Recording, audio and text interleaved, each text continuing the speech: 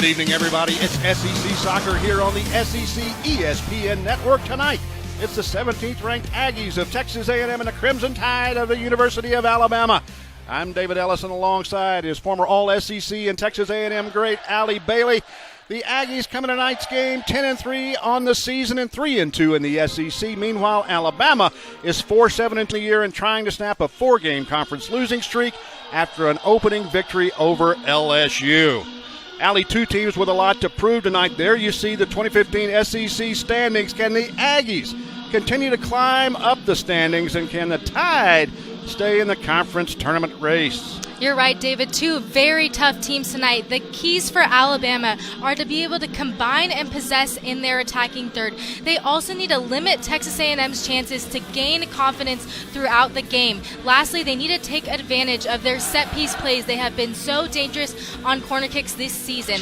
On the other hand, Texas A&M needs to be able to have good patience in their possession play. They need to have forward combination to bring Mallerby and Harvey out of their attacking midfield into their attack, and lastly, put Alabama's defense under pressure. When they pressure defenses, Dave, they are able to pick off passes and create scoring opportunities. Well, it should be a great game tonight. Texas A&M and Alabama is just moments away right here on the SEC ESPN Network. Welcome back, everybody, to Ellis Field on the campus of Texas A&M. It's the Aggies and the Crimson Tide. There you see first season head coach Wes Hart out of Washington, played at the University of Washington. He was an All-American on the field 2 times for the Huskies and an academic All-American off the field as well. Former assistant coach at the defending national champion Florida State Seminoles, so he knows what it takes to win. Here's a look at Alabama's starting lineup. They're going in a 4-5-1 tonight. Mercer, their lone forward up top. Coach Hart told us he was very impressed with her forward play against Auburn in their last game. There you see the Aggies head man G. Guerreri in his 23rd season here at Texas A&M. Overall record 388 victories as the Aggie head coach, 402 in his career. Here's Texas A&M's starting lineup tonight. They're going in a 4-4-2. They're going to be looking at their forwards up top, Pounds and Crabtree, to be able to play and combine off of them tonight. Alabama with the first touch, going north to south here tonight. No wind, no advantage from one direction or the other. First throw in will go to the Crimson Tide. An important game, Allie, for the Crimson Tide. Would be a huge confidence builder for Alabama to get a result against Texas A&M. Exactly, and they're looking very sharp right away, getting a shot on goal in the first minute of this game. There goes Carly Moeller for Texas A&M. Out of her right back slot. She often gets into the attack like that.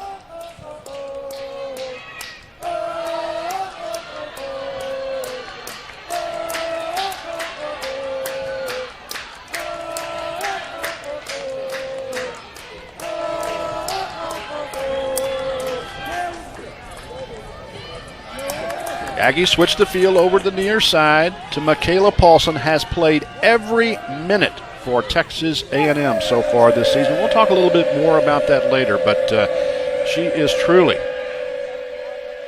one of the Ironmen for the Aggies. A nice job by Texas A&M here early in this game, being able to be patient and keep the ball and switch it from left to right. There you see the keeper, Allie, for Alabama. Kat Stratton, her fourth start actually. A sophomore out of Tupelo.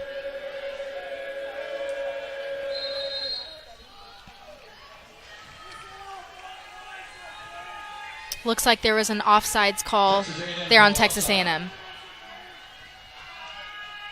One of the things I think, Allie, that's important for Texas A&M, particularly early on, not to waste chances when you get the ball into the final third, not to waste them with offside calls. Exactly, especially when they're just a step or two off. They just need to be paying attention up top on when they begin their run.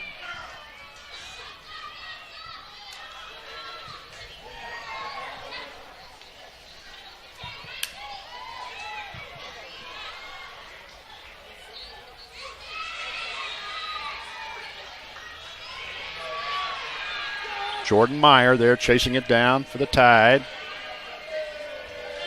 It's Pounds for the Aggies who broke it up. There you see with it, Michaela Paulson with the ball. She's the real playmaker for Texas A&M.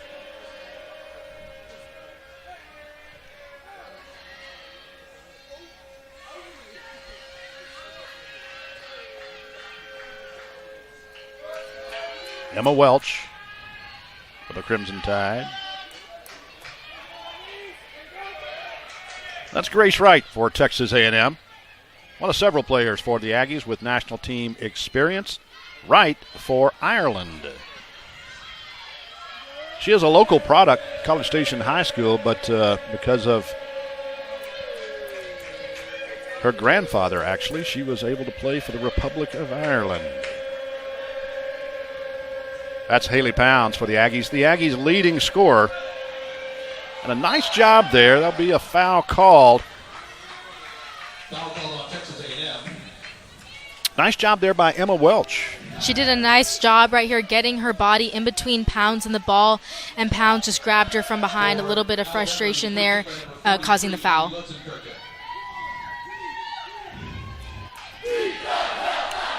There's Paulson. Harvey to Pounds, and then inside to Crabtree. Tried to send the cross off. Closing from the far side was Christy Leonard for Texas A&M. Nothing came of it. And a great through ball there by Pounds to find Crabtree, and I like Crabtree's decision. She didn't have much of an angle on goal, and she decided to cross it for a runner, hopefully running in to hit it one time.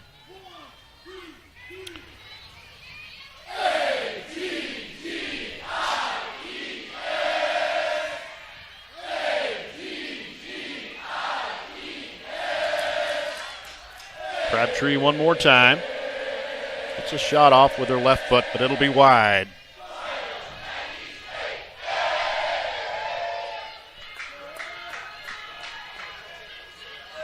Welch in the middle.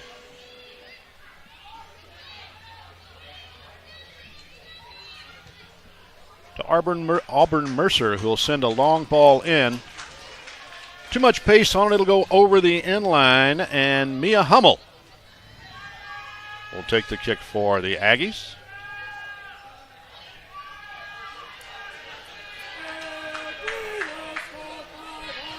Hummel, a freshman for Texas A&M. Out of Anaheim, California, has some very good stats in her limited playing time. Just 269 minutes, but a 0.67 goals against average.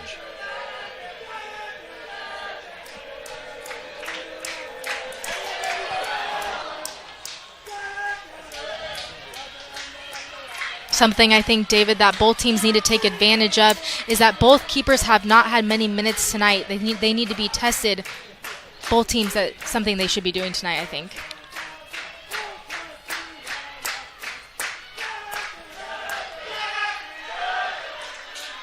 Cross coming in. That was Haley Broha who got a head on it. Couldn't direct it within the pipes, and it'll be Mia Hummel who will kick it away for Texas A&M.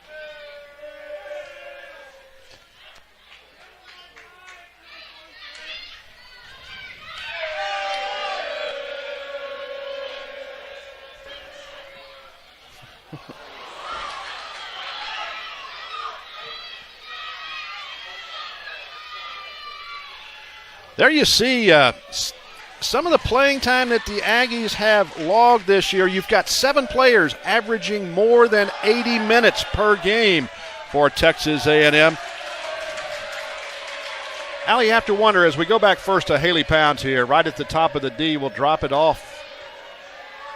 Shot taken there by Michaela Harvey. Glanced it off. It looked like off of the crossbar. There you see Harvey for Texas A&M.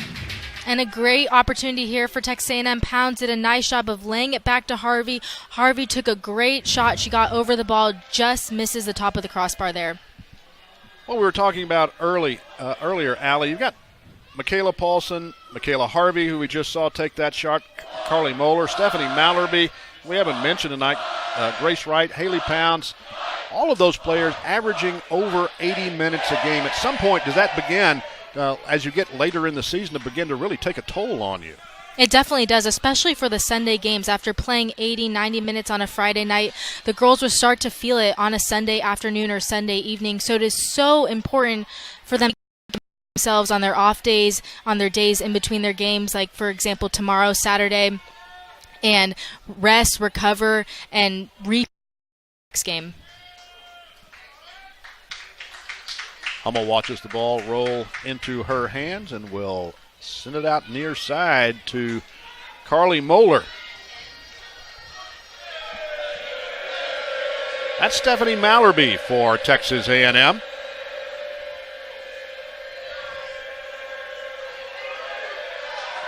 Header just wide by Haley Pounds. As I mentioned earlier, Michaela Paulson, one of those iron players, has played every minute for Texas A&M. 1,189 minutes to be exact. It makes me tired just thinking about it, Allie. And a lot of those minutes, as is the case here in the South, all across the SEC, played in some pretty hot and humid temperatures.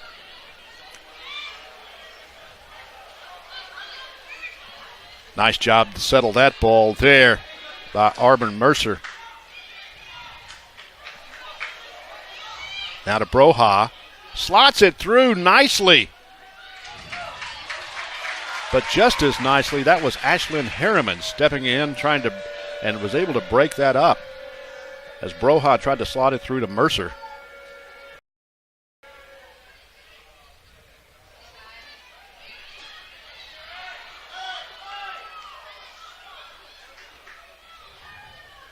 Ball chipped in, gathered in by Mia Hummel. You know, Texas A&M, Allie, is not the only team out here with some players who've seen a lot of minutes. Abby Lutzenkirchen for Alabama. One on their back line, she's a senior out of Marietta, Georgia. Some 6,000 minutes in her career. That's a lot of time on the soccer pitch. Definitely, that is a ton of time. And she is on pace to be the leading minutes played in Alabama program history as well. Lutzenkirchen with her minutes over about 70 games. For Texas A&M, another player, there you see her right there, Carly Moeller with that throw-in.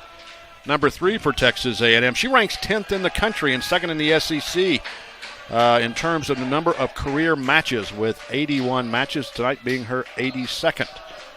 Just behind Kristen Westphal of Florida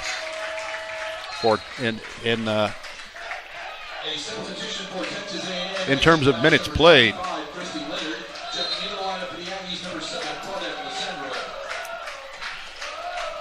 Substitution, first one for Texas A&M, checking out of the lineup for the Aggies, Leonard, and checking in a freshman.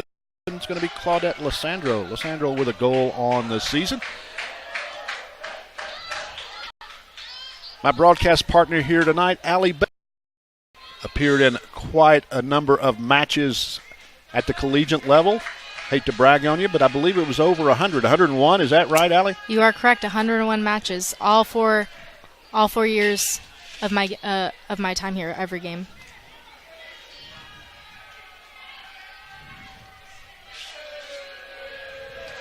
That's Haley Pounds for the Aggies. Slots it through. Kate Hoydu trying to get it to Crabtree, broken up nicely there by Lutzenkirchen. We were just mentioning her a moment ago. It's Moeller for the Aggies.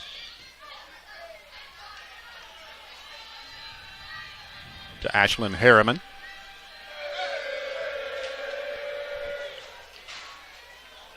And that's an example right there, David, where Texas A&M doesn't need to force the ball down one side and play it back to Paulson or Hummel back in goal to switch the other side instead of losing possession.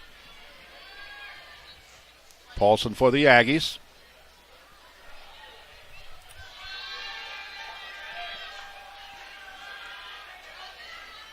Sent in. Nice job there by Mia Hummel. The freshman comes up to challenge for that ball.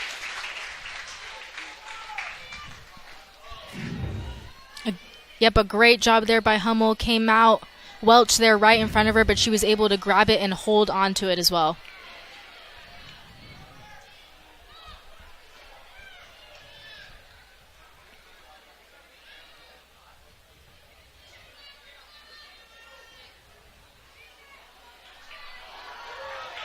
That was Jimenez getting one of her first touches on the ball tonight for Alabama. You see her number 7 there, stepping in front of that pass, battling for it. What a nice ball, nice job there by Mallerby for Texas A&M, and a long ball forward. Broken up there. Jordan Meyer all the way over into the corner to Carolyn Alexander. Foul call on Texas A&M. Alexander appears to be down. There's Stephanie Mallerby. We were talking about national team experience. She has experience for the South African national team, trained with them this past summer. Now you see Alexander getting up. She's a junior out of Charlotte, North Carolina. 24, Caroline Alexander shaking up on the play for the Crimson Tide. And there you see Crimson Tide head coach Wes Hart. Here's a look at the foul there. It looks like Pounds just got her from behind when Alexander was in the air. Yep, just a little push there, and it looks like Alexander just fell sort of awkwardly on her back. She will come off the field. The free kick for Alabama taken by number 1, Pat Stratton. There you see Aggie head coach talking, G. Guerreri talking to Ashlyn Harriman. Looks like Caroline Alexander will come back in here momentarily.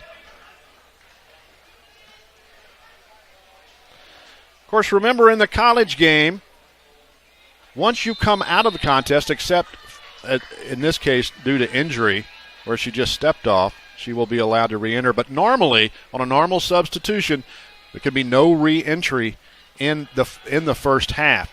In the second half, you can have one re-entry, so a little bit different than you see at the international or professional level in terms of substitutions. And it works very nicely, like what we were talking about earlier, David, with the games being played Friday, Sunday, 2 games on a weekend. Teams are able to sub a little bit more and get players the rest that they need. Great run there by Stephanie Mallerby for Texas A&M, but that run, Allie, has been a little bit characteristic of the night so far for Texas A&M. Some nice runs, some nice through passes, not able to finish. Yeah, you're right, Dave. They've done very nice in their build-up. Just that final pass, the final cross, has just been a little bit off for the Aggies early tonight. There you see another example right there. Nice run, nice through ball, laid it off to the sideline. Just not able to get anything done there in the penalty area.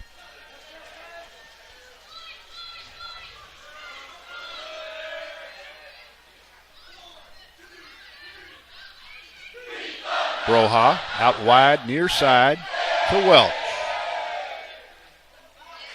Runs into Kate Hoydu for Texas A&M.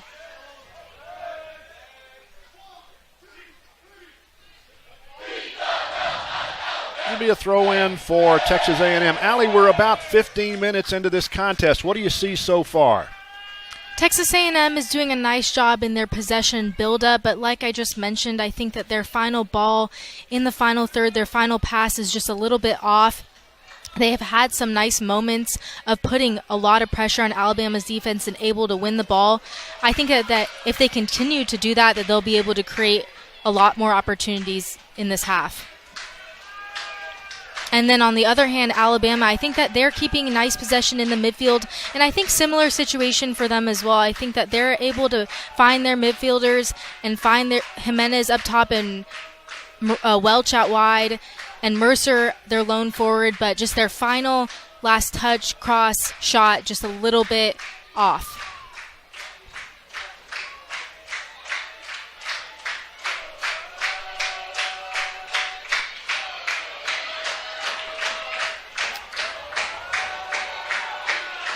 Nice ball into the box there.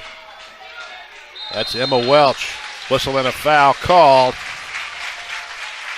You know, one of the things I noticed early on here, Allie, talking about Alabama is visiting before the game with head coach Wes Hart. One of the things he specifically talked about in terms of the keys to their success was being able to get the ball to Celia Jimenez, and we're just very few touches here tonight. They've not been able to connect with her and let her show her skills in that final third.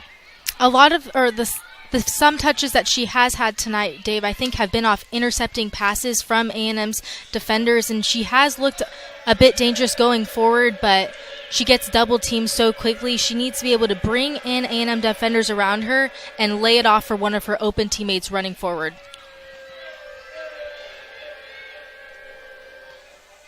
That's Mercer. Sends a long ball forward. Trying to run onto it was Jimenez. Can't catch up to it. The Aggies will bring it back. Allie, both of these teams will take a lot of shots during the course of a game. And certainly for Texas A&M, a lot of times with a three-front up top for the Aggies, will have a lot of shots. And a lot of shots on goal. Alabama likes to take a lot of shots and traditionally will during the course of the game. Finishing rate not as high for Alabama, but that will come with time. Exactly, and I think that Texas A&M tonight putting two forwards up top instead of the three that they normally play with is a little bit reflecting of having only 3 shots tonight so far, almost 20 minutes in the game. And same for Alabama. They're playing only in a one front tonight with only 2 shots here halfway through the first half. Mercer taken down there, and the Crimson Tide will have a free kick from a dangerous point. Michaela Harvey coming in very hard on Auburn Mercer there and just getting not the ball but getting her legs, causing the foul there at the top of the box, and a very important moment for Alabama here in this first half. The free kick for Alabama taken by number 14, Chatham DeProspo. Chatham DeProspo will take the kick. Sophomore out of Goshen, New York. Well-driven ball just wide of the near post. Got a lot of pace behind the ball, just pulled it left. DeProspo's has a goal and an assist on the season so far for Alabama. There's Paulson for Texas A&M to Moeller. Nice job to step in front of that. All of this out of her right back slot. And that was a move right there, Allie. Excellent individual effort there by Moeller on that play down the right hand side. Foul called. Michaela Harvey taken down there, called on Celia Jimenez. There you see Jimenez. Yep, Jimenez just getting on Harvey there from behind. And now for Texas A&M on the other hand, or on the other side of the field, another very important moment for them as well with the free kick 10 yards outside the box. Almost a carbon copy of the kick that Alabama took just moments ago. This time it will belong to Texas A&M. Haley Pounds takes it, goes right into the body there of Broha. Rebound comes to the Aggies near side. Pounds trying to get the cross off, can't do it, and the Aggies will get their first corner kick of the night.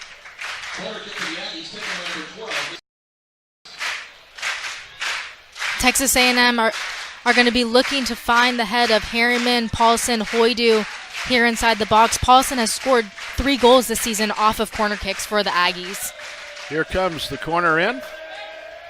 Goes over the head of everybody. Clears, kept in by Moeller. Shot taken, fielded there easily by Kat. On that corner kick, Allie, the Aggies missing one of their prime offensive weapons on corner kicks. Holding mid, Janae Cousineau, out, likely to be held out the entire game tonight, still suffering from a little bit of a knee injury. Yep, You're right, Dave. Definitely a dangerous attacking player. She was the SEC Offensive Player of the Week this past week for Texas A&M, and she wins so many headers for the Aggies off of set pieces and in the middle of the field as well.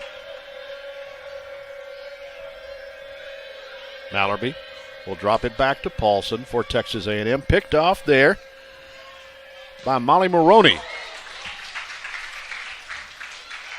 There you see Janae Cousineau there in the middle with her hair in the bun, holding the white towel. Senior for Texas A&M out of San Clemente, California. She has been a workhorse for the Aggies.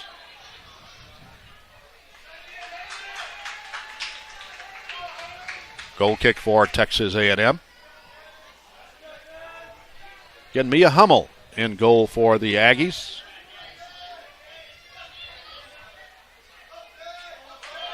Young freshman out of Anaheim.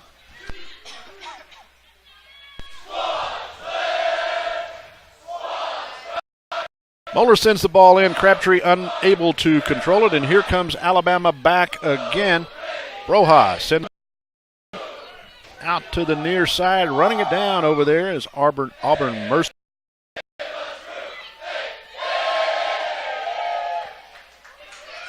The Aggies eventually pick it off. Some nice defense there by Michaela Paulson and company on the back line for Texas A. But again, it will all go for naught as Alabama will get the throw in out of their defending third.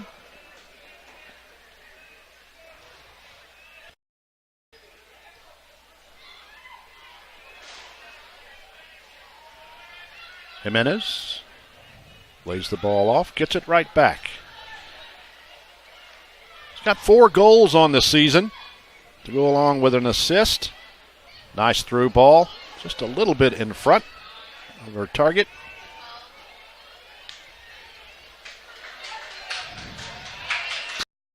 Get it back. A nice job by Claudette Lissandro there. Had the ball out wide on her left foot and cuts in front of her player, Smesselberger, that right side, and cut her off from being able to tackle her on that run.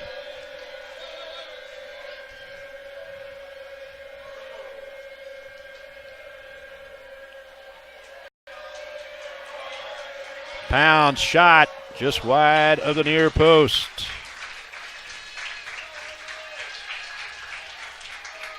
There you see Haley Pounds. And that is Kat Stratton in goal for Alabama. And a substitution for the Aggies. It will be freshman for freshman. Allie Watt checking into the lineup for Texas A&M. She's number 1. There you see her right there. And Brittany Crabtree will check out of the lineup for Texas A&M. That's Kate Hoydu. To Allie Watt. She is a speedster. Shot taken, and I believe that will be an own goal for Alabama. But it came off of the foot of Allie Watt, and it did not take her long to get into the action. What a way to come in and make a statement for Texas A&M. Her first touch of the game, and puts it in. It looks like Lutzenkirchen hit it in, but Watt putting it in a great spot to get a goal for the Aggies. There you see it right there. And it all counts the same. The Aggies go up top, 1-0. You know, one of the things, Allie, if you think back, Alabama's last game against Auburn went into overtime, deep into overtime. Alabama finally dropped the game, but nevertheless, they took the nationally ranked Auburn Tigers deep into the contest. You have to wonder, number one, how Alabama would take that loss. Number one, is it a disheartening loss where they had a chance to win and did not, or did they use that to build confidence and say, you know, we can play with these highly ranked teams? I think that they're using it to build confidence. Coach Hart told us before the game that they have 7 losses on the season, but all by 1 or 2 goals, very close games, and they're looking at that as a confidence builder to show themselves, hey, we can keep up with some of the top teams in the country and only losing by such a small margin. Ball sent in there by Maroney, or at her feet rather, sends it out wide near side. Now it's sent into the box. I think he's kind of boxing around inside the penalty area. Don't want to do that. Finally, Michaela Harvey gets it on the ground. which is one of the keys, Allie, for Texas A&M. Keep the ball on the ground, or you can connect some passes. Exactly, and find Michaela Harvey in the center mid for the Aggies. She is so good at playmaking and finding the open player for them in their attacking half. Allie Watt for Texas A&M. Looking for the cross again. Gets it. Right there to Haley Pounds, just inside the penalty spot. Sent it directly over the crossbar. Here's a look at the goal here. Allie Watt doing a very nice job of putting it in such a dangerous area. Luxenkirchen had no choice but to slide and try to prevent it and accidentally hits it in. There you see Allie Watt. For Watt, that is her second of the season for Texas A&M. And it broke the ice here tonight in College Station.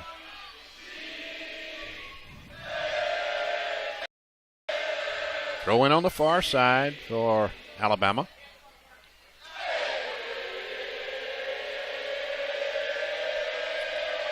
You know, one of the things we talked to Coach Wes Hart about in our pregame visit was, you know, he is, in a way, a little bit unique in the sense that he coached at the club level. He coached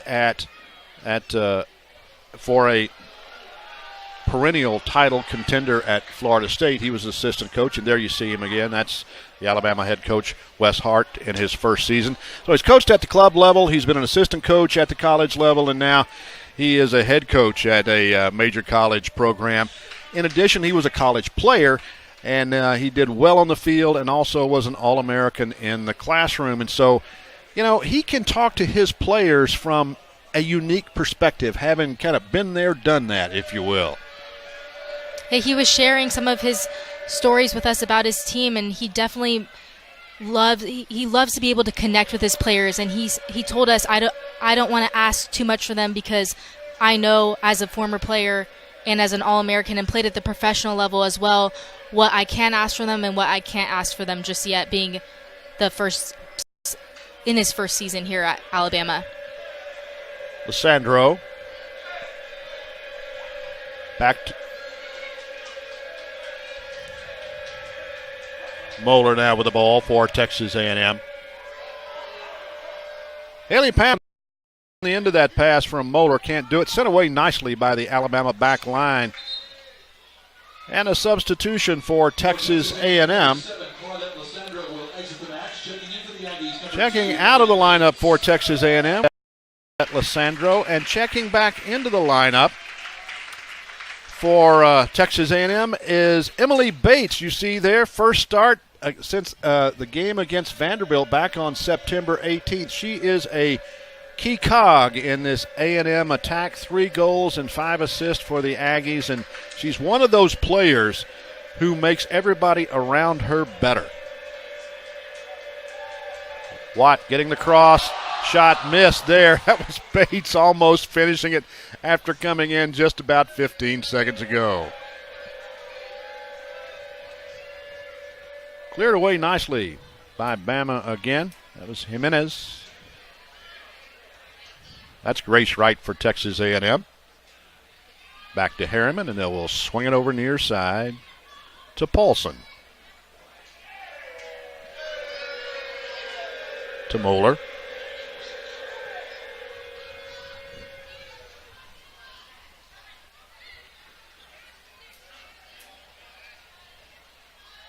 The Aggies trying to keep the ball on the ground, but just as I say that, they send a long ball forward, trying to get it to Bates. Goes over the inline, and Kat Stratton will punt it away for Alabama. Lone goal tonight over the foot of Allie Watt, her second of the season for the freshman. Carly Moeller again on the diagonal for Texas A&M. Into Pounds, back to Moeller, and we're going to have an offside call. An excellent run there by Moeller coming out of that right back position. Pounds, I think, just a step offsides there at the top of the 18-yard box. Kat Stratton will put the ball back in play for Alabama. Second offside call on Texas A&M tonight.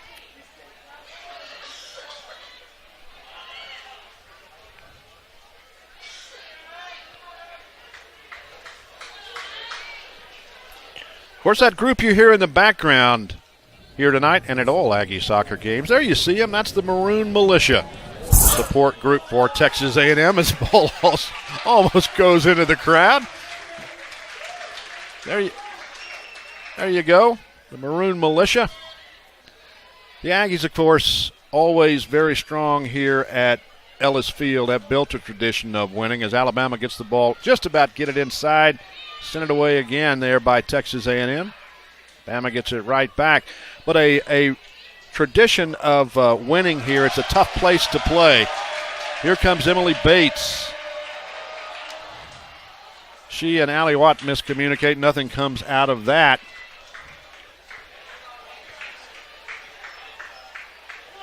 The Aggies with a 12-game unbeaten string. And there you saw a foul there. Allie Watt pulling on the jersey of Molly Maroney. She's not going to get away with that. Kat Stratton with the free kick for Alabama. Great sign there by the Maroon Militia. That's the kind of humor they bring to the game, along with a great deal of enthusiasm here at Ellis Field. So much fun to play in front of, too, as well. And they're very, like you mentioned earlier, very faithful travel for Texas A&M away games. And at the Final Four last season, 2014 season, there was a lot of Texas A&M supporters there to support the Aggies at the College Cup. Ball far side. Alabama gathers it in. That's Alexander. Long ball sent forward. They're trying to get it to Auburn Mercer.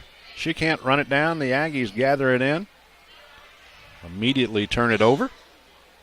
Mercer trying to get it in the middle to Jimenez. Hit the ball. Nothing comes of that. 8 shots for Texas A&M. 4 for Alabama tonight.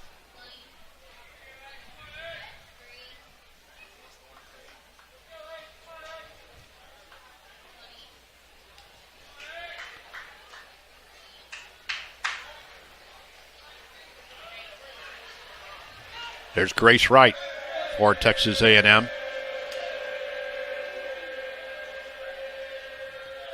Been impressed so far, Allie, with the back line of Alabama. As much pressure as they have been under, they've been very good. Broha sends a long ball forward. Very good at stepping in front of passes.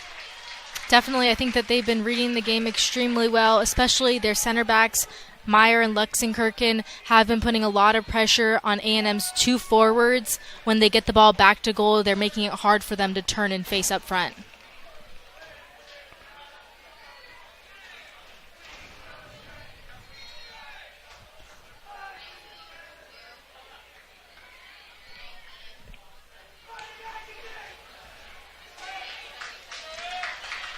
There you see the effect. We talked about this a little bit earlier, the effect of Emily Bates on this Aggie team. You look at the goals per game, the shots per game, and the shot on goals per game with and without Emily Bates in the lineup. And you see, particularly in the goals per game category, almost a little over a goal difference per game for Texas A&M, and that counts the last game with Mississippi State. In terms of where the Aggies scored 4. Shot taken there by the Aggies. Drilled in again. Bates got a shot off. Nice stop there by Stratton. And Bates not only such an offensive threat for Texas A&M, but she is so good at putting defensive pressure.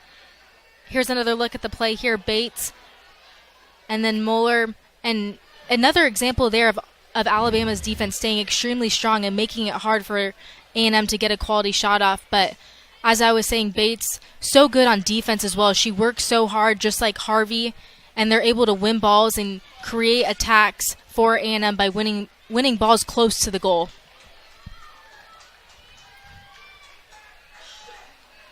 Throw in for Texas A&M on the far side, under 10 minutes, as you see. The Aggies with a 1-0 lead, courtesy of a goal by Allie Watt for Texas A&M. But Alabama playing some strong defense in the final third tonight. There's Watt.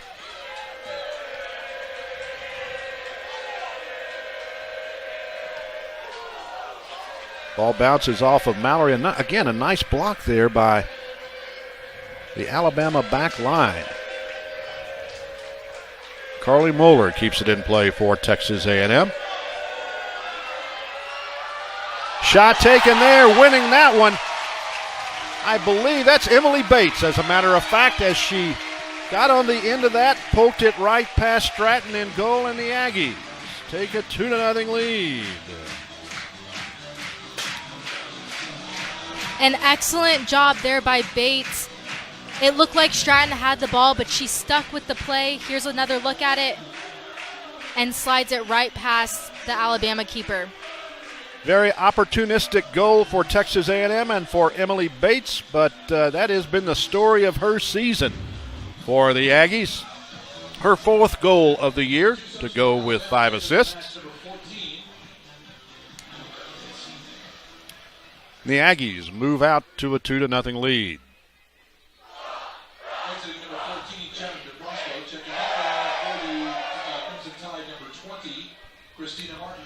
A couple of substitutions for Alabama on that right after that goal.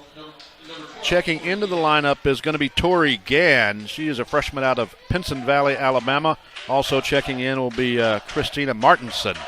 Checking out will be Chatham DeProspo as well as Emma Welch.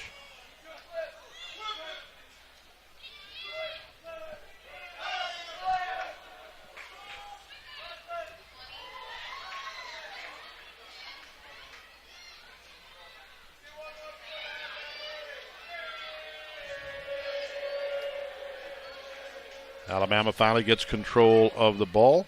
Tori Gann just checked into the lineup. And she will lose it out of bounds. Texas A&M will have the throw in. Carly Moeller over the head of Allie Watt.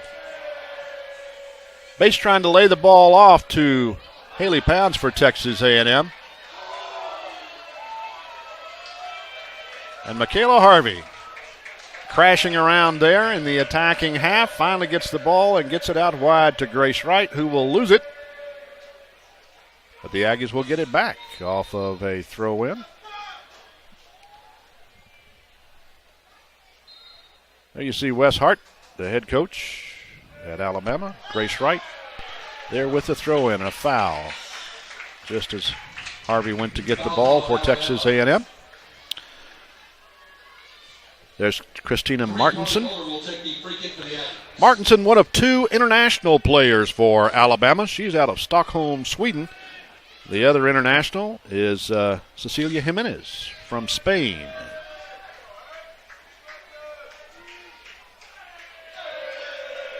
Moeller headed away by Alabama. Nice job on the counterattack. And here come the Crimson Tide. That's Haley Broha with the ball. Lays it off to Tori Gann. They misconnect. And a great job by Bates there. She's playing forward tonight for A&M and tracked all the way back deep into the midfield to stop the counterattack from Alabama. Texas A&M hopes to get about 15 to 20 minutes per half out of Emily Bates, according to Aggie head coach G. Guerreri. Just play it by ear as the game wears on. And I think it shows how much this team missed her. She came in only in 6 minutes before she puts the ball in the back of the net for the maroon and white tonight.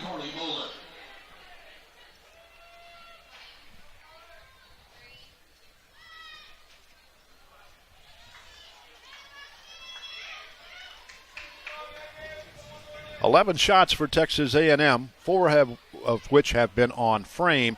5 shots for Alabama, 1 of which has been between the posts. That's Hoydu for Texas A&M. Grace Wright.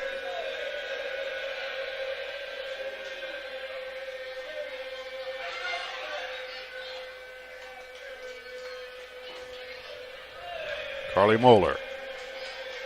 Ahead to Mallerby for Texas A&M. Tries to get across, sent over the inline off of Molly Maroney, and it will be another corner kick for Texas A&M. And a good decision out wide by Mallerby for A&M. Isolated one-on-one and did just enough to earn a Texas A&M corner kick.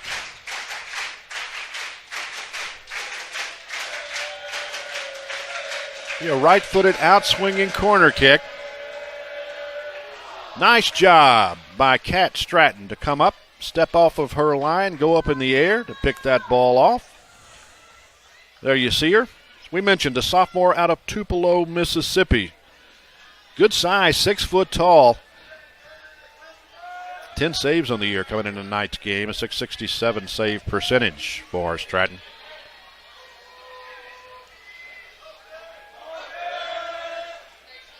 Mia Hummel with a nice job to come out and save a corner kick.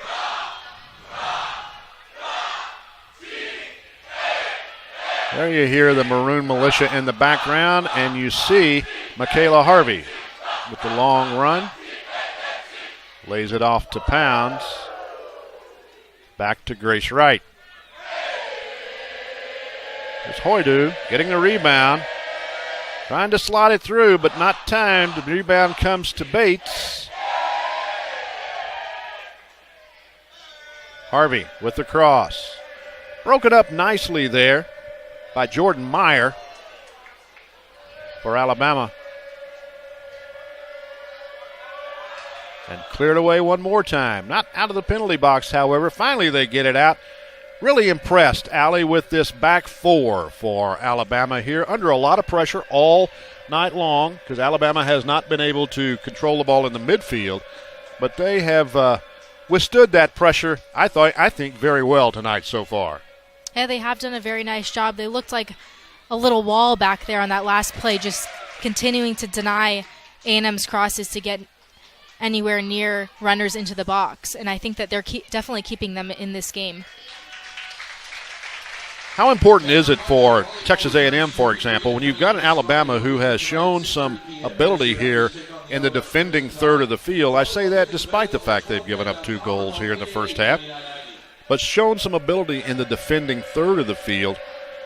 But Texas A&M was able to come out and put a couple of goals on the Tide in the first half, which then means Alabama has to come out and play soccer. They can't just sort of park the bus, if you will, because they're now down 2 goals. They've got to get in the attack.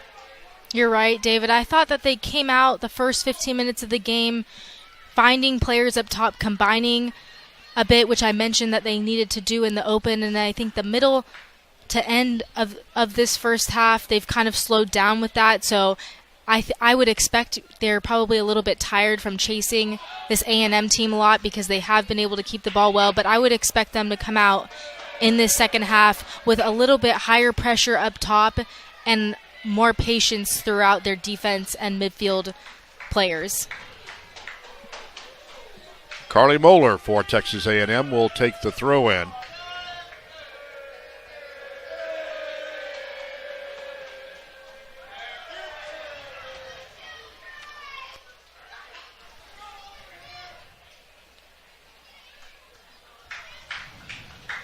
Moeller one more time for Texas A&M.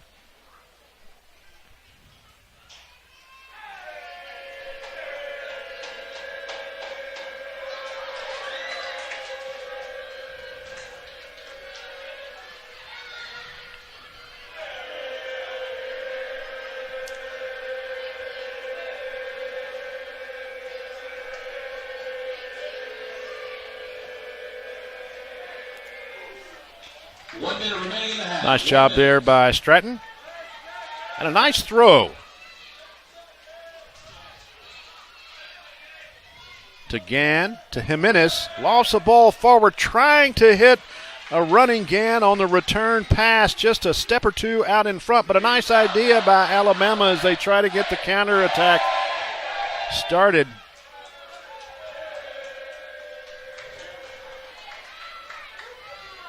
About half a minute left.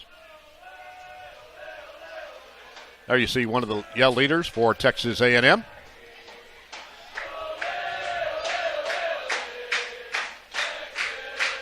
Interesting crowd here tonight, actually an impressive crowd here tonight, particularly in the student section, the Maroon Militia and their allies, if you will.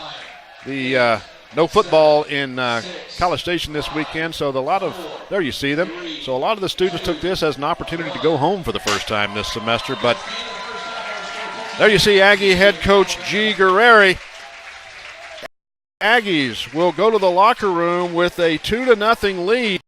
There you see Emily Bates got her goal back in the lineup today. Here's a look at Texas A&M's first goal. Allie Watt did a nice job. Her first touch of the game when she came in off the bench, puts it away for A&M up 1-0. A nice ball in by Carly Mueller. Emily Bates sticks with this ball, pokes it in. A&M up 2-0 at halftime here in College Station. Allie Watt, her second of the season. Emily Bates, her fourth of the year. The Aggies with a 2-0 lead. You're watching Texas A&M and Alabama on the SEC ESPN. New Mexico State, Ole Miss at noon, presented by Allstate. Troy, Mississippi State at 4, Saturday, only on the SEC ESPN Network. We're halftime here in College Station. There you see the score, the 17th ranked Texas A&M Aggies. Scored for Texas A&M, so I think that really changed the game a bit. I think the last 20 minutes or so, Alabama was chasing the game a little bit. I think from getting so tired from chasing A&M's sustained possession throughout the half. But I would expect the second half, Alabama to come out and really put more pressure on this Texas A&M defense, and for the Aggies to continue to keep possession but not be satisfied with only up 2-0. They want to get more goals here in the second half. Of course, this is not the only game underway in the SEC tonight. A full slate of action. There you see some of the scores that we've got in so far. Vanderbilt is tied with Kentucky in the first half. You got Mississippi State down 1-0 to Georgia there in the second half. And you've got another quick note there, as we all see, you've got University of South Carolina, the Gamecocks, 11-1-1 on the season, 5-0-1 in the SEC, and of course they defeated the Auburn Tigers on Thursday night by the score of 2-0. Here's some scores. Again, you've got Florida and Tennessee. You saw that there briefly. They are currently delayed. They've twittered out the need for an arc, so apparently a lot of rain there in Knoxville tonight. Georgia, we mentioned, 1-0 over Mississippi State. And then there's the A&M schedule coming up. The Aggies will hit the road tomorrow and will be in Auburn to take on the Tigers on Sunday at 3 Eastern time. And then they will be on the road again next week in a single game for the week at the Kentucky Wildcats. Always for Texas A&M, a very tough road trip. That's where we are at halftime. Texas A&M and Alabama 2-0. The Aggies with the lead here at half. Back here in College Station, Texas, the Aggies with a 2-0 lead at half over Alabama. Physical game so far, Allie. Here's a look at the fouls from tonight. Alabama with 3 fouls. Texas A&M with 5 in the first half. Getting a little bit chippy. Here's a look at Allie Watt fouling Alexander. And here's a look at Texas A&M's 2 goals tonight. Allie Watt with her left foot hits it far post. Her first touch of the game. The second goal by Emily Bates. It comes off of a cross from Mueller out wide. Bates sticks with the bouncing ball and puts it in the back of the net. Only in the game for 6 minutes, and she gets a goal as well. So there you have it at halftime. Texas A&M 2, Alabama 0. We'll be back with the start of the second half right after this.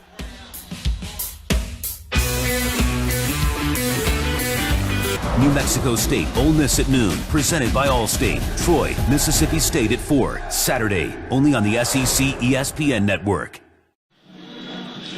Back here in College Station, Texas, Ellis Field on the campus of Texas A&M University.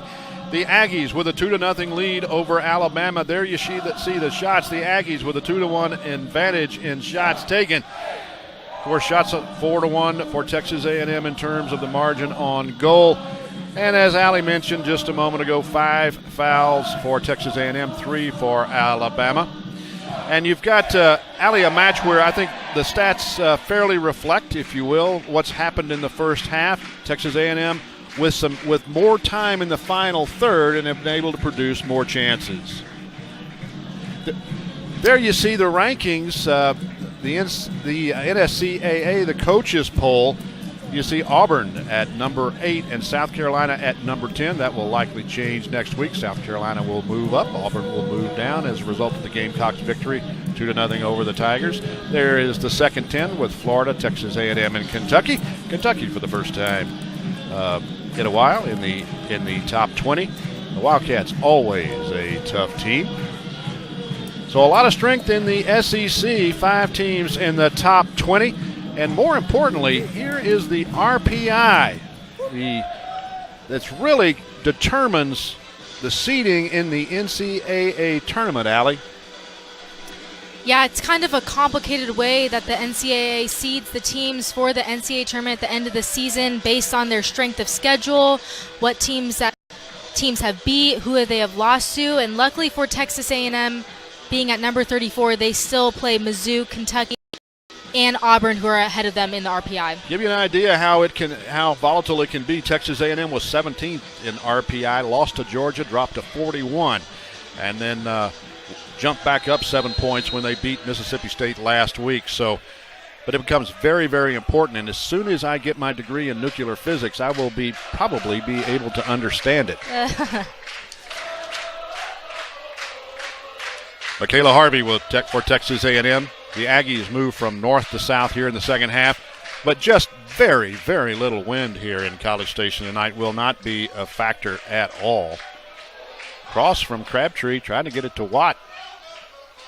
There's Hoydu sending it in and parried over the bar nicely by Kat Stratton. Stratton uses all 6 feet there to get that ball over the crossbar. A nice job there by Kate Hoydu, taking advantage of the poor clearance from Alabama and puts a shot on target and earns A&M a corner kick here in the first minute of the second half. There's Crabtree and Stratton. Ball coming in. Nice job again by Kat Stratton to go up, pick that ball off, prevent Texas A&M from finishing on it. On a corner kick like that, Allie, that ball was just maybe a couple of feet off of the end line. You really want to get that ball a little bit further out, do you not, to draw the keeper out, make her make a play on it away from the goal mouth? Definitely, and to give your teammates in the box a chance to get ahead on it. Here comes Alabama. That's Jimenez, has her pocket pick there by Grace Wright. All the way to the far side to Mallerby. Harvey with the ball for Texas A&M. Shot taken. Deflected there. Crabtree for Texas A&M was just a second late closing on it. Couldn't get the rebound. But the Aggies will win their second corner of the half. And there is Michaela Harvey for Texas A&M. Probably, according to the Aggie coaching staff, has just the best soccer sense of anybody on the team for Texas A&M. It's Haley Pounds. What a save there by Stratton. Nice job to move to her left. We've got a foul called, another corner kick for A&M. Does a nice job winning that ball in the air. Coming up big for Alabama. 2 big saves in a row for the sophomore tonight. Great job to stop that header from Allie Watt. High to her left. There you see the Aggie coaching staff. Left to right, that's G. Guerreri, Phil Stevenson, Lori Stevenson for Texas A&M.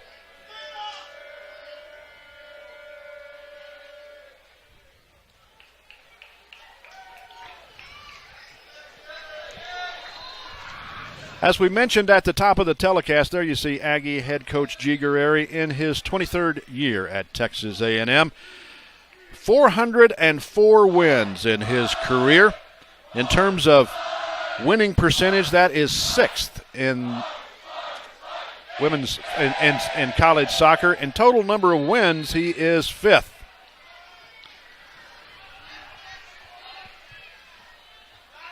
been around a long time, and he and his staff over there, I mentioned them, Phil Stevenson, Lori Stevenson, have been responsible for the success here that the Aggies have enjoyed, along with a host of outstanding players.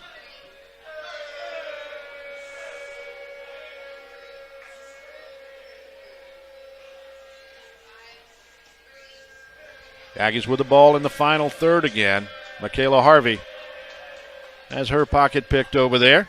Sent away by Alabama. We're talking about Coach Guerreri's 404 wins. He got his 400th against the Commodores of Vanderbilt here in College Station.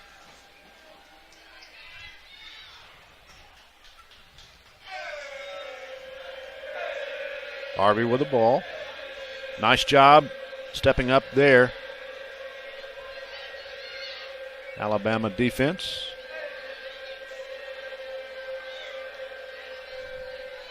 Good patience here by A&M. And a nice job by Alexander there on the right side for Alabama to pick off that pass. Trying to run that ball down is Carolyn Alexander. Got a cross off, but Mia Hummel for Texas A&M has no problem with it. One final in the SEC tonight. Georgia defeated Mississippi State by the score of 2-0. Of course, it was South Carolina over Auburn on Thursday night. The Aggies will travel, as we mentioned at half, to Auburn, Alabama to take on the Tigers on Sunday afternoon.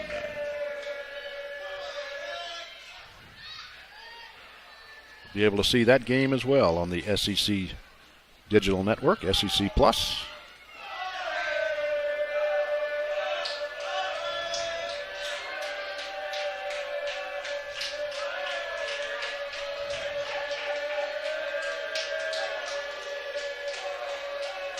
Nice block there by Lutzenkirchen for Alabama. She's going to lose it over the inline. Another corner kick for Texas A&M. A nice job by Crabtree there. Wasn't able to pick out one of her teammates in the box, but puts it in a dangerous area where Alabama has no choice but to put it out for a corner kick. Headed away nicely.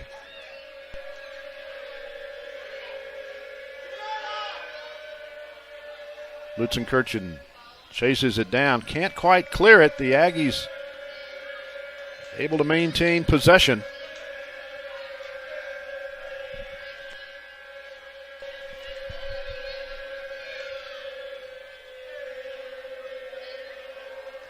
Aggies try on the give and go, can't complete it.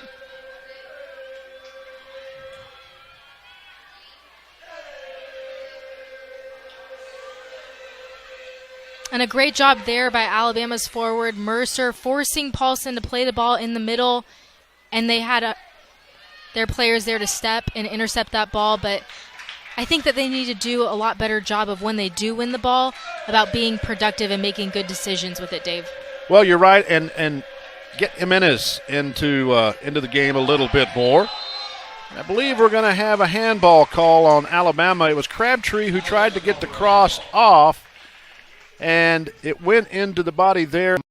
Meyer into the arm, rather, and it's going to be a free kick for Texas A&M. Dangerous position.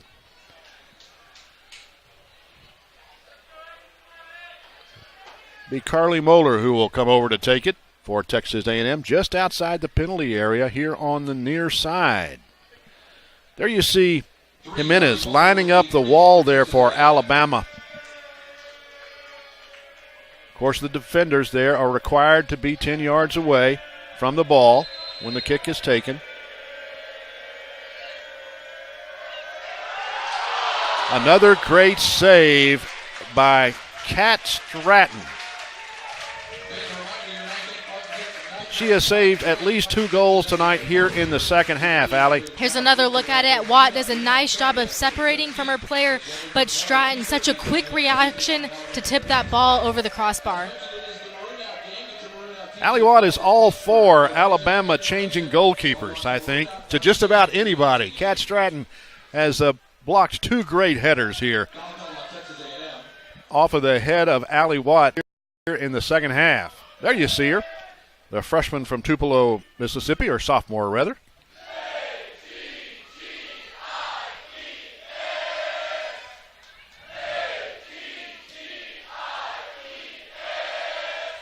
Ball flicked on there by Alexander for Alabama. They gather it in. Send a long ball forward. Over the top. It's going to be Ashlyn Harriman who will run it down. Get it to Grace Wright. Pressure there by Jimenez. Causes a goal kick, Texas A&M. And a substitution, our first of the second half. It will be Tori Gann who checks out of the lineup for Alabama. And checking into the lineup will be Emma Welch. Tori Gann will exit the match, checking into the lineup for the Crimson Tide, number 8.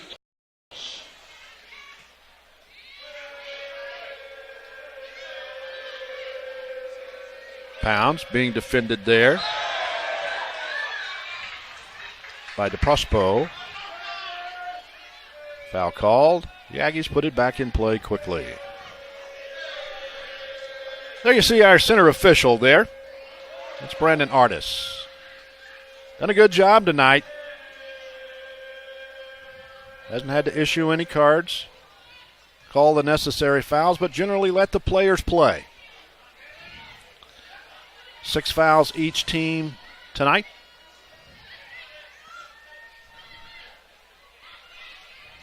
Alexander tried to get the ball in, couldn't complete that pass.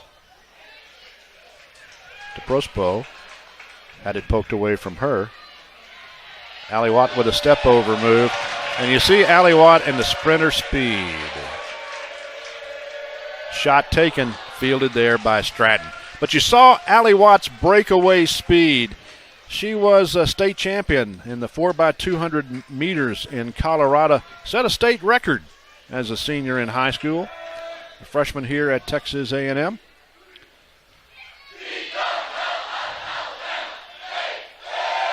Long header back by Paulson. Watt does so well in those moments out wide, especially on that right-hand side, using her speed to beat players, but also using her skill to cut in front of her defender to beat her one-on-one. Nice ball forward there by Lutzenkirchen as she brought it out of the back line for Alabama. They've got it inside the penalty area, now give some ground. Send it back in. There's Jimenez. Looking for a shot. Nope, got a cross off, but it's wide. Redirected there right at the penalty spot.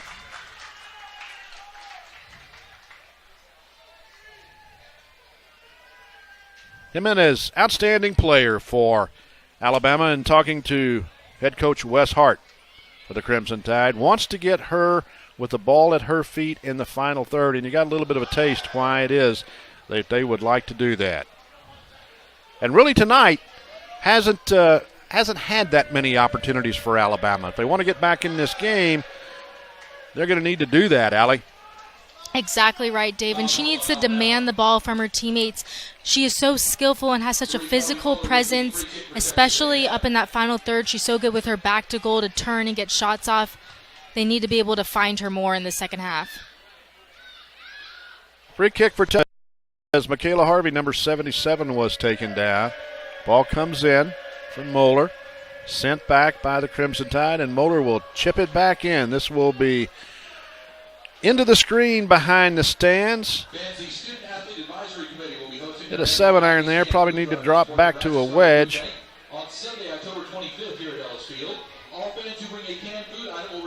There is Kat Stratton. You see the crowd behind the goal there.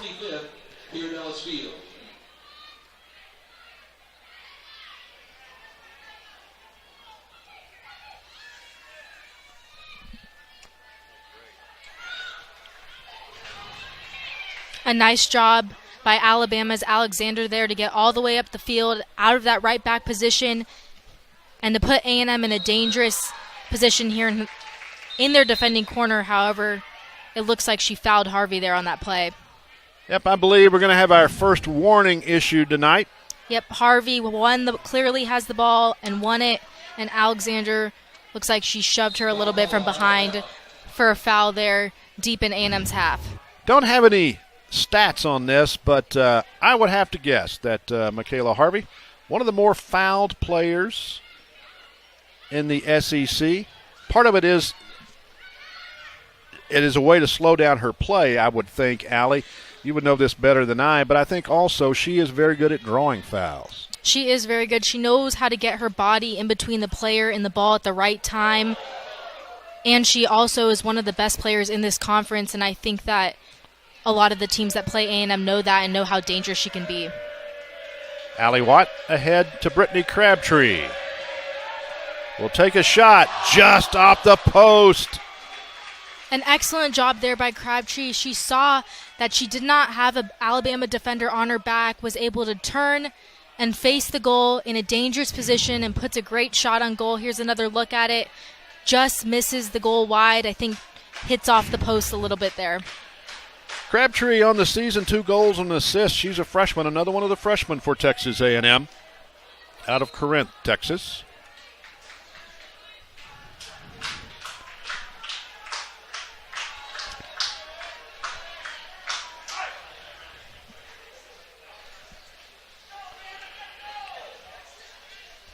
Free kick here for Alabama. Taking it will be Jordan Meyer.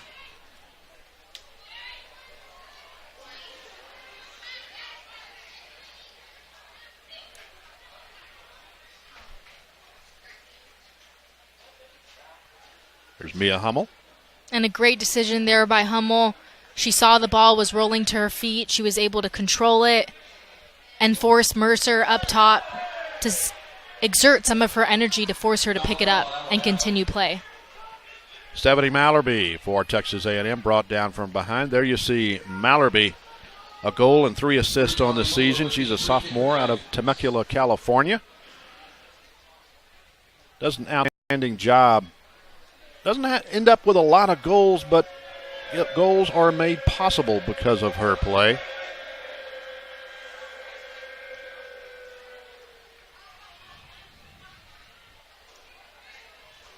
Throw in for Alabama as the Aggies lose it out of bounds in their attacking third.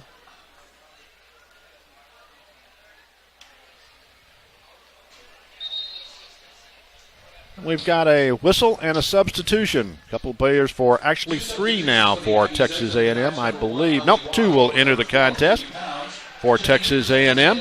Checking into the lineup will be Amethyst Kelly. She will come Allie Watt, and checking in as well for Texas A&M will be Claudette Lissandro. There you see Lissandro. Saw her in the first half. She will check in for Haley Pounds.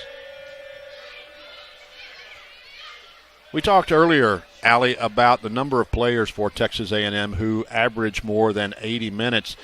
With a lead here 2-0, it seems, and a big game against Auburn coming up on Sunday, it seems important to be able to get some of these players out and give them a rest. As we've got a yellow card, our first of the night, I believe that will be issued, and that is the case. Here's another look at it here. Looks like it was DeProspo on the yellow card fouling Michaela Harvey here and just clips her legs, doesn't get the ball. And it must have been after a couple fouls already here tonight. Yeah, I think as much as anything else, that's an accumulation foul, or an accumulation card, rather, I believe, as much as anything else. There she is from Goshen, New York. Good player for Alabama. Shot taken, Lissandro off of the crossbar.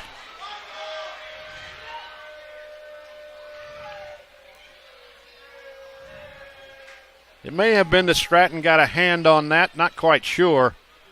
But a nice firm shot there off the right foot of Claudette Lissandro. And a great decision by her to hit that first time. The ball was rolling nicely to her, and she was able to use that power from the ball, from the pass, coming to her to get a nice strike on it and almost got a goal for the Aggies. Cleared away by Alabama.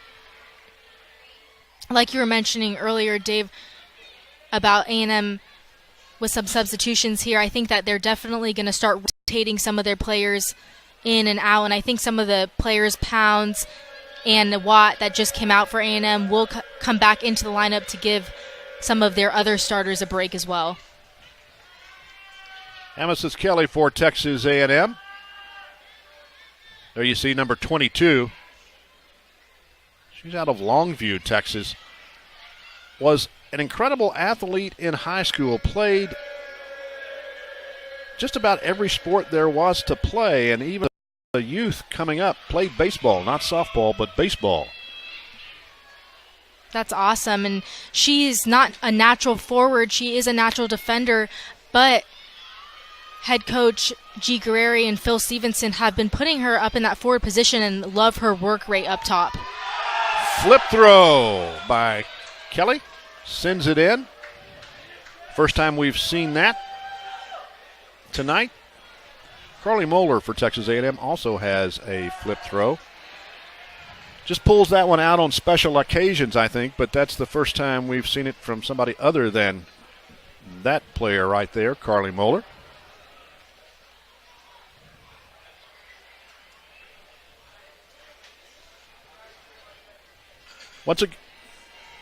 There you see Kat Stratton, and we've talked about her a couple of times tonight, sophomore out of Tupelo, Mississippi. Here's some of the saves that she's had tonight. There's one off of the head of Allie Watt. Another one off of the head of Allie Watt.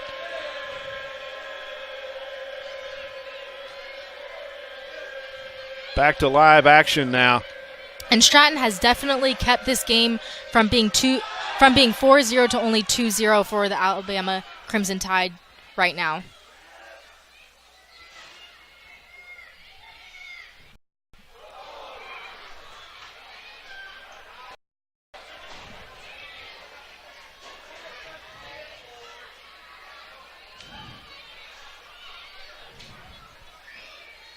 Alabama with a ball in their attacking half.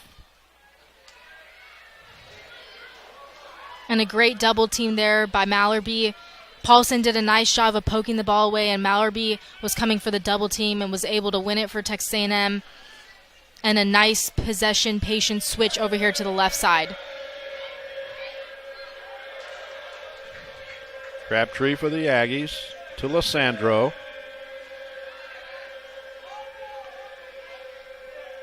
Alabama picks it off. Jimenez lays it off to Anzelk and to Alexander. And a nice switch there by Alabama.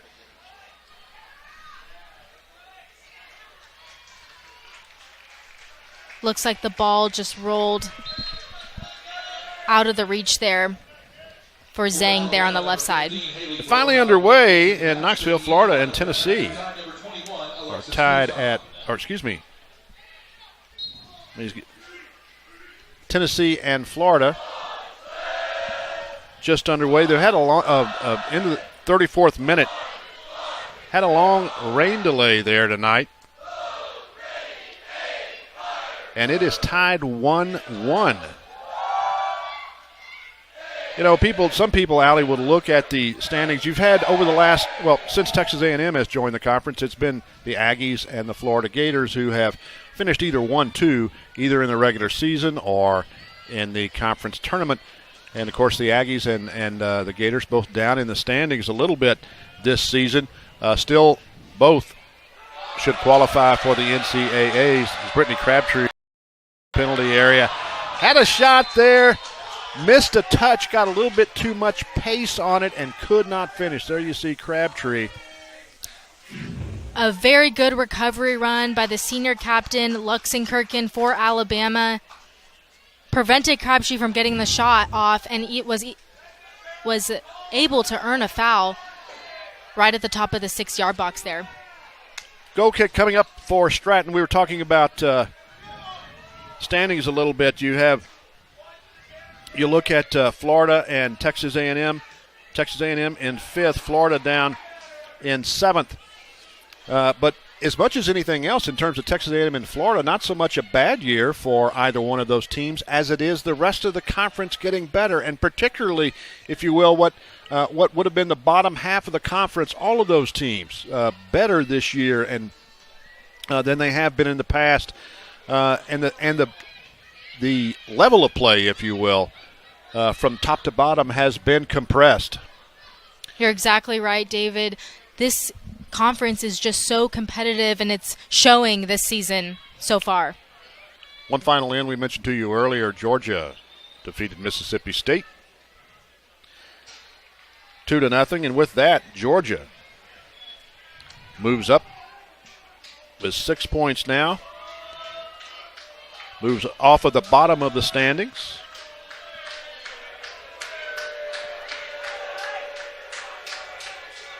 A nice stop there by Alabama's Alexander. I think that she's been very effective for their team tonight on offense and defense. Another score in. Vandy and Kentucky are tied now going into extra time. Of course, you'll remember in college soccer, it is a golden goal situation. When two teams are tied at the end of regulation, you have a maximum of 2 10-minute overtime periods. But if one team scores, ball game is over. And so await the outcome of that particular match. But again, that's another great example of a team with a tremendous amount of improvement. You got Vanderbilt at 1-2-2 in the conference, and taking on a team like Tennessee at 2-1-2, and both of those teams very, very tough opponents. I don't care who it is that's playing them. And they are playing to a 1-1 tie. RPI, we were talking about that a little bit earlier, Allie, as Kate Hoydu lays it off near side to Ashlyn Harriman. The way the RPI is calculated, Georgia's victory tonight over Mississippi State, even though they are way down in the RPI, that hurt A&M's loss to Georgia, hurt the Texas A&M RPI significantly, as we talked about. The Aggies went from 17 to 41 to show you how it can move. But if Georgia continues to win, there you see the RPIs there. Texas A&M at number 34 now. As Georgia continues to win, that actually helps Texas A&M because it makes Georgia a stronger team.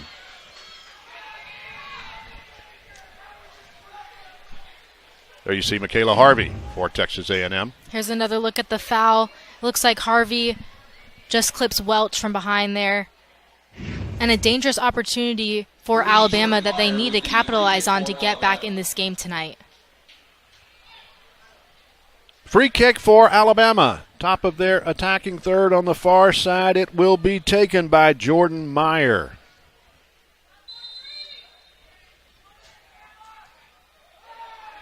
Strong leg, but well high.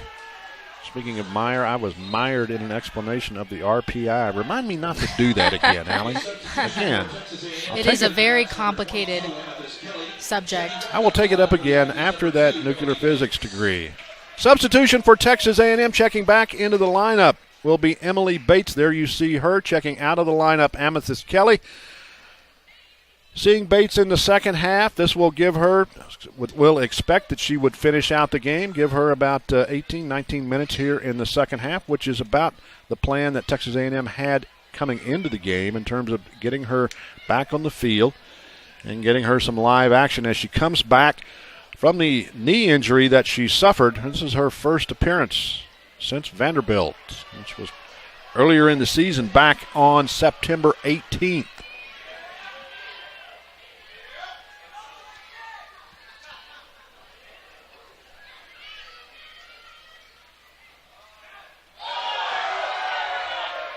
Official says play on as Harvey went over the legs of Emma Welch. And now we're going to get a card called. Looks like that's DePosa's second of the game, and she's going to be receiving a red card here. And that will do it. her second yellow of the game, and Chatham DeProspo will be leaving the pitch, and Alabama will be playing a player down here the remainder of the game. It looked like on that foul there, the reason the referee did not call it right away was because he was waiting to see if Texas A&M had the advantage on the play. However, they didn't. And it was her second yellow card of the game, issuing her a red card now, and she will have to sit out the rest of this game and sit out the rest of their next game as well. So we're going to have a couple of substitutions here. As soon as they can be waved in.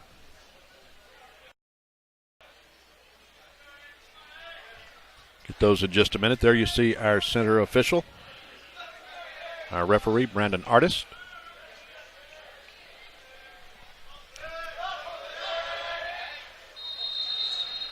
There's Aggie head coach G. Guerreri.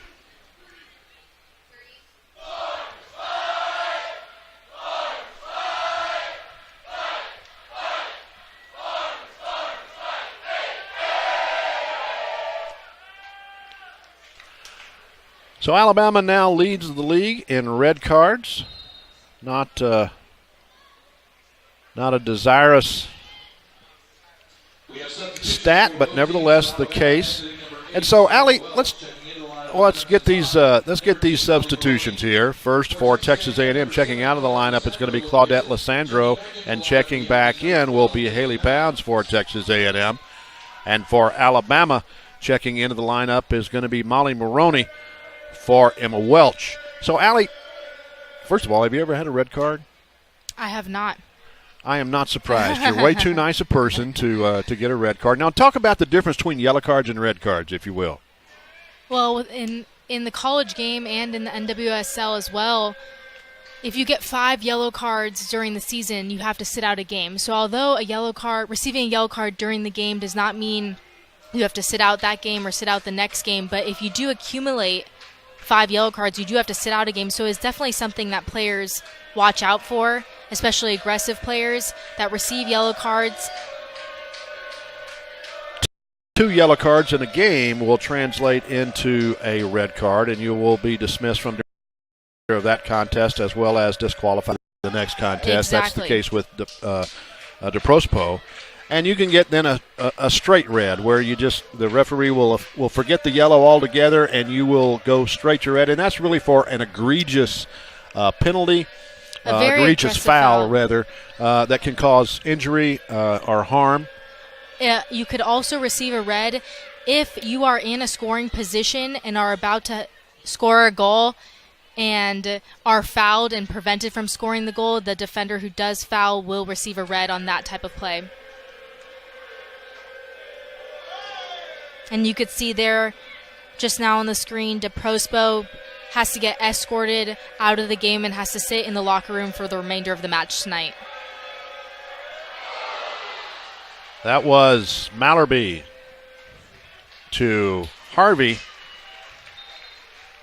And a great combination play there by Mallerby and Harvey. And another excellent save there by Stratton. A very good reaction there in the goal. Another substitution for Texas A&M. Brittany Crabtree will check out of the lineup. Allie Watt will check back in for Texas A&M. 2 goals for Texas A&M, both in the first half. One from Allie Watt, the other goal from Emily Bates. Watt broke the scoring for Texas A&M first tonight. There you see in the 24th minute. Bates in the 36th minute. And Sarah Shaw will check into the lineup for Texas A&M tonight for Michaela Harvey. Giving Harvey some rest here, get her legs an opportunity to get freshened up for the game on Sunday. Sarah Shaw, junior out of Keller, Texas.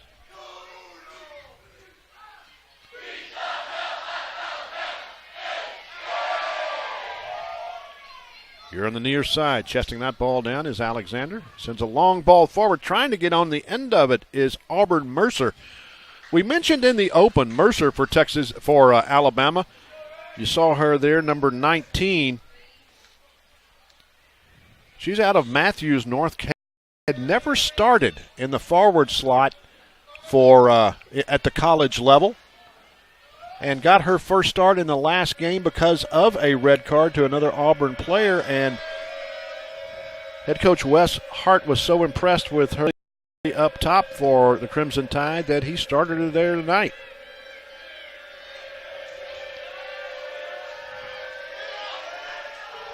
Hoydu to Watt, shot block, and Shaw will step in.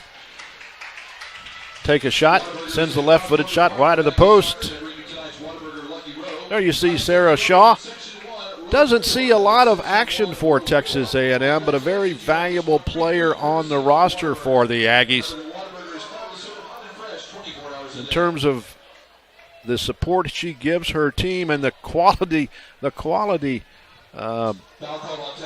ability that she brings to each and every practice, which is something that I think a lot of people don't think about, Allie. So important for these players, both for Alabama, for Texas A&M, who don't see a lot of time on the pitch. They remain huge contributors to their respective teams. You're right. There are only 11 players on the field. Well, in this case right now for Alabama, 10.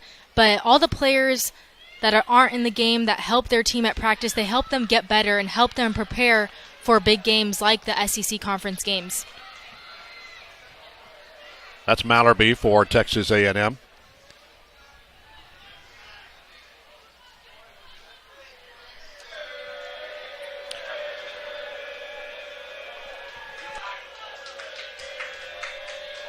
There you see the average shots for Texas A&M as Bates is in the area. Tough shot, goal, Texas A&M. We'll come back to that in just a minute.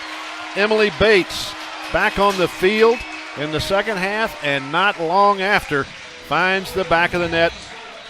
I love that play here by Texas A&M. Bates finishes it off, beating the Alabama player very nicely, puts it in the corner. There's another look at it there. But I like that play, Dave, because it started from the right side of the field, found the foot of Kate Hoydu, who played it to Bates out wide, and a very nice goal for the Aggies here with 12 minutes to go. There you see Emily Bates, her second goal of the night in her first game back, and another substitution for Texas A&M. Checking into the lineup for Texas A&M will be Kendall Ritchie. Going out will be Haley Pounds. That is her fifth goal of the year for Emily Bates to go with 5 assists. Stephanie Mallerby. She'll send one behind the goal.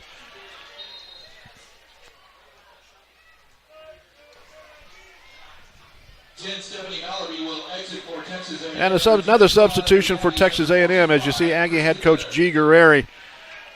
That is coming back into the lineup is Christy Leonard. There you see that shot statistic we were talking about. Texas A&M 20.7 shots per game, 24 tonight, averaging just 9.4, and they have given up 8 shots tonight. So about on par for Texas A&M with a little over 10 minutes left in the contest. Allie, so let's talk a little bit about Alabama. And number one, with 10 players, you're down 3-0 and down a player. Number one, what did they do to try to get some offensive production? How do you do that with 10 players? What does what was Texas A&M do to capitalize on the fact that they are up a player? I think Texas A&M did do a nice job right away getting a goal, recognizing Alabama down a player now. They're able to find the open player a lot more because they have that extra body on the field. But I think Alabama needs to push more numbers forward, and you can sort of see it now playing in more of a 2-front up top. But again, I'd like to see them find the foot of Jimenez. She is so dangerous on the ball and has created most of their attacks, and she is just a special player for this Alabama team. They need to be able to find her feet more and play off of her. But I think that she's taking a breather right now for the Crimson Tide.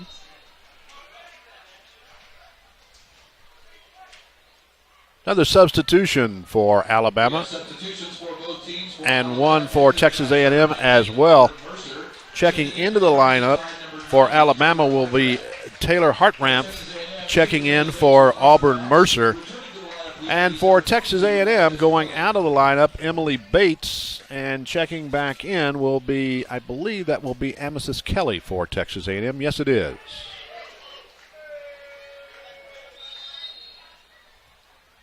And that last goal for Texas A&M was a very good example of combining in the final third to be able to create a very good shot on goal that resulted in a goal for Texas A&M to put them in a comfortable lead now. There you see Alabama coach Wes Hart. He will be successful for the Crimson Tide. He was a two-time All-American at Washington. On the field, he was an academic All-American. We talked about that. Assistant coach at Florida State last year, helped them to their national championship. His first year as a head coach, having to rebuild this program for Alabama. And the administration there at Alabama been very, very supportive and fully expects him to have a winner there at the Crimson Tide. And if I had to bet money, I would say that they will be doing that. Just another team in the SEC that will be getting better. Which is, I think, a similar theme here with a lot of these SEC teams, very new coaches. And here's a look at the shot comparison between Alabama and Texas A&M tonight. Only 2 shots on goal for Alabama, not able to create many chances, but Texas A&M with 10 shots on goal, 3 goals come out of it. I think a very good job by offensive push by A&M here tonight. First corner kick of the night for Alabama. Molly Maroney will take it. Sends it in. Header blocked there by Mia Hummel. Great job by Hummel as she dove to her left.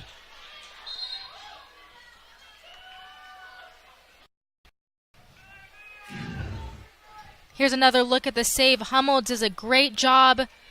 She had an Alabama player, Hartramp, in front of her, and she did a great job of pushing that ball out wide and not into the middle, into a dangerous area. That was Maddie Enzelk who got on the end of that corner kick, sophomore out of Medina, Ohio. And only a nice job there by Mia Hummel kept Enzelk from finding the back of the net.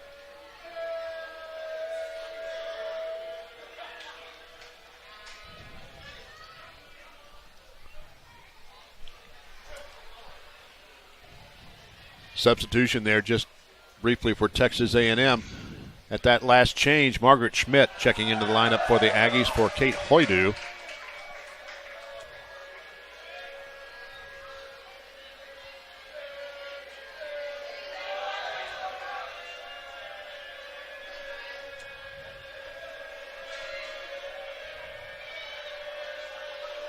Header set high in the air. A great work right there by Watt. She saw that the ball deflected off of an Alabama player and was able to get her body in between the ball and the player to shield it out for a corner kick and an opportunity for Texas A&M to take their time now with less than 7 minutes left in the game. Ritchie with the corner kick, left-footed out swinging. Now sent back in, a high ball. Christy Leonard, number 25 for Texas A&M, one of the senior captains for the Aggies. Leonard out of League City, Texas. There you see, again, that's Kat Stratton. We've spoken about her several times tonight. An outstanding goal, outstanding game and goal for Stratton. Might be hard to believe. Say, well, what are you talking about? She's given up 3 goals. Well, but for her, it could easily be 5 or 6-0 right now for A&M. Texas A&M with 24 shots.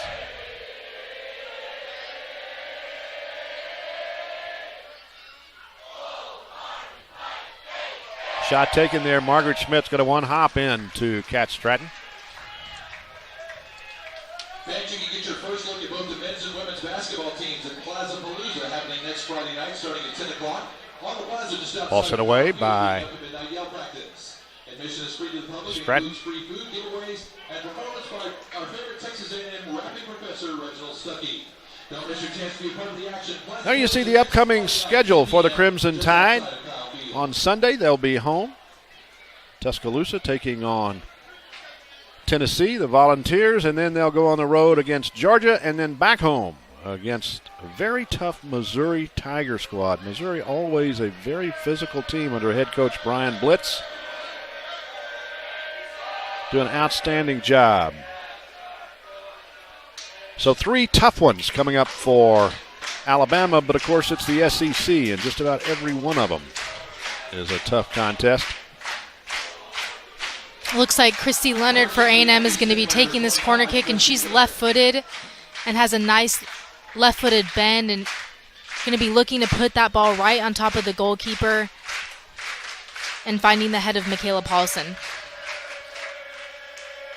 Ball on the ground, shot taken, goal. Allie Watt for Texas A&M, her second of the night and third of the season. An excellent decision by Allie Watt to hit this first time on the bounce. Hits it perfectly with the inside of her foot. Finds the back of the post for her second goal tonight, like you said, Dave. And I believe the assist, I am not certain, we'll have to check officially, but I believe that the assist will go to Christy Leonard for Texas A&M, and if so, that is her first point for the Aggies. Senior co-captain. Texas A&M stretches its lead out to 4-0. And another corner kick for Alabama. Second time this half, second time in about the last 5 to 6 minutes or so, and the second time out of that northeast corner here of Ellis Field. And there you see the brick wall in the background. Let you know where you are. And this is a very good opportunity for Alabama, too, with less than 4 minutes left. An opportunity for them to get a goal and gain confidence going into their Sunday's match. Headed away. Mouton tries to step into that ball and get it on the rebound, but sent it well high. They approach the 3-minute mark here at Ellis Field.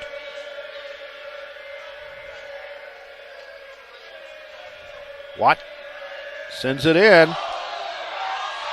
Shaw, shot taken there by Richie. Sarah Shaw trying to get on the end of it, as is Amethyst Kelly, but a great job there. Clearing it away. I believe that was Alexander.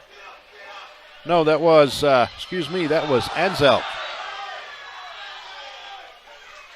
Big collision there. There you see number 22 for Texas A&M. That's Amethyst Kelly. Kelly goes up to try to win this ball with Stratton, but because the goalkeepers need to be protected on the field, it's a foul on Kelly for going up and hitting Stratton in midair. There you saw in that collision, you saw between Kat Stratton and Amethyst Kelly 2 6-footers. And that's it's quite a collision. Another final in. Through 2 overtime periods, Vandy and Kentucky fought to a scoreless draw.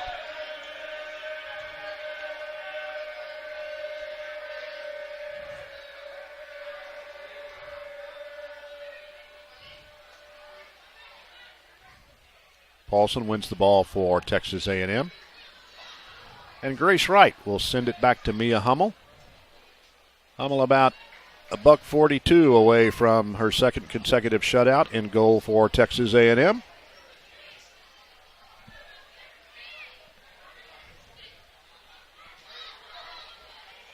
The Aggies content to play keep away here in this final minute or so. And doing a very nice job of making Alabama chase them around the field. And if Alabama does put pressure on them here, A&M's going to be looking to find their attacking corners to hold the ball in.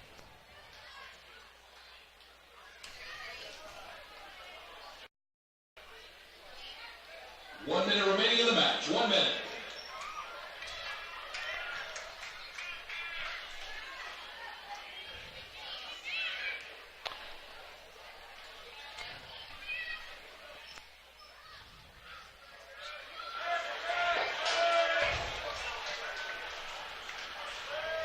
Texas A&M doing a really nice job of keeping possession here, having seconds tick off the clock.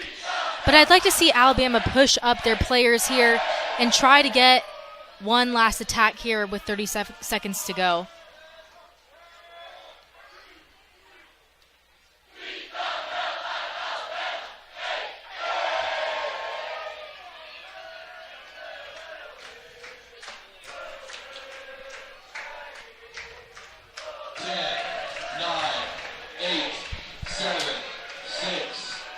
There you hear the countdown. The Aggies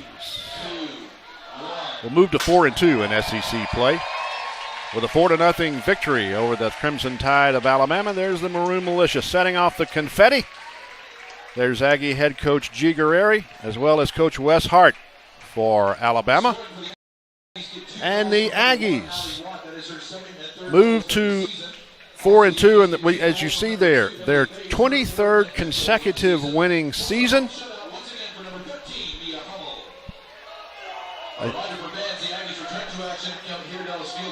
So for Allie Bailey, I'm David Ellis saying so long from College Station, Texas. The final score, Texas A&M 4 and Alabama 0. To watch this entire game on replay, as well as other games on our family of ESPN networks, log on to watchespn.com or download the Watch ESPN app. This has been a presentation of the SEC ESPN Network.